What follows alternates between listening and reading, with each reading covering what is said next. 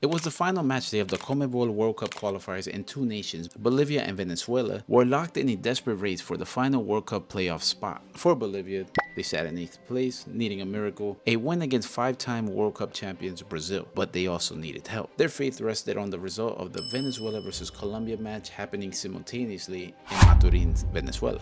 In Maturin, the stadium was a sea of La Vinotinto fans, all dreaming of their country's first ever World Cup. Venezuela, in 7th place, knew a win would seal their playoff spot. In like 15 minutes, they were already beating Colombia 2-1. Meanwhile, in Bolivia, Bolivia's heroic battle was reaching its climax. They had taken a shock 1-0 lead against Brazil just before halftime, thanks to the penalty from Miguel Terceros. Now, going back to Venezuela, Colombia already qualified, spoiled the party. A ruthless Luis Suarez, no, not that Luis Suarez, this Luis Suarez, Luis Javier Suarez, had an exceptional performance, scoring 4 goals against Venezuela and crushing everyone's dreams. And that match ended 6-3 for Colombia. And now back in Bolivia, the players on the field were aware that Venezuela just lost, but they still had to finish their own job. And the final whistle blew in La Paz, and the roar from the crowds were insane. Bolivia had done it. They had defeated Brazil 1-0, which hasn't happened in 31 years. The victory, combined with Venezuela's devastating loss, meant that Bolivia have passed their rivals in the final CONMEBOL standings,